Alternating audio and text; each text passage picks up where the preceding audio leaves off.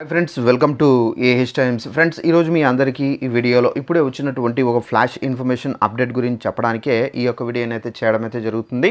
So ఆ flash information update ఏంటంటే మన యొక్క తెలంగాణ రాష్ట్ర వ్యాప్తంగా రేపటి నుండి అయితే బంద్ అయితే నిర్వహించబోతున్నారు. అయితే ఈ బంద్ కారణంగా మనకు స్కూల్స్ కానివచ్చు, కాలేజీలు కానివచ్చు, బస్సులు కానివచ్చు, అలాగే ఇక మనకు షాపులు కానివచ్చు, ఇవన్నీ మూసి అయితే పడతాయి.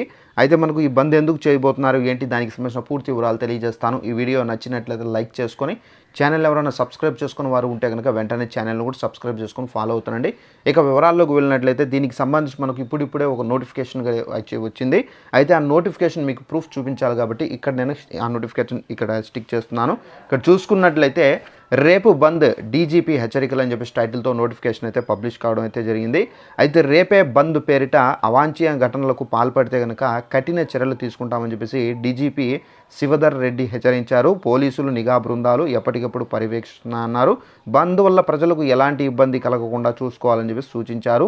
బీసీ రిజర్వేషన్లు మద్దతుగా రేపు రాష్ట్ర వ్యాప్తంగా బీసీ సంఘాల నేతలు బంద్ చేపడుతున్నట్టుగా ఇక్కడ చెబుతున్నారు. దీనికి సంబంధించి ఐఎన్సీ, బీఆర్ఎస్, అలాగే బీజేపీ, సిపిఐ, సిపిఎం అన్ని పార్టీలు మద్దతుగా ఈ బంద్కు సంబంధించి నిలుస్తున్నాయని చెప్పేసి చెబుతున్నారు. అయితే ఈ బంద్ కారణంగా మనకు ఆల్మోస్ట్ ఏంటంటే విద్యా సంస్థలు అయితే ఆల్మోస్ట్ మూసివేసే ఛాన్స్ చాలా వరకు అయితే ఉంది. ఇక విద్యా సంస్థలు అంటే స్కూల్స్ కానివ్వచ్చు, కాలేజీలు కానివ్వచ్చు, ఆల్మోస్ట్ అయితే మనకు ఛాన్సెస్ అయితే ఉంది క్లోజ్ చేయడానికి.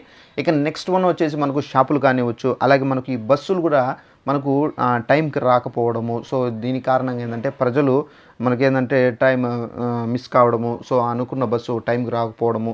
సో దీనివల్ల ప్రజలకు అయితే ప్రయాణానికి లేట్ కూడా అవుతుంది. సో నిరంతరంగా అయితే మనకు ఉండదు.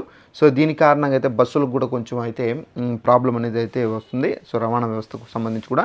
సో ఇదండి మనకు ఉన్నటువంటి ఇన్ఫర్మేషన్. ఈ వీడియో నచ్చినట్టయితే లైక్ చేసుకొని ఛానల్ సబ్స్క్రైబ్ చేసుకోండి. Thanks for watching this video. All the best.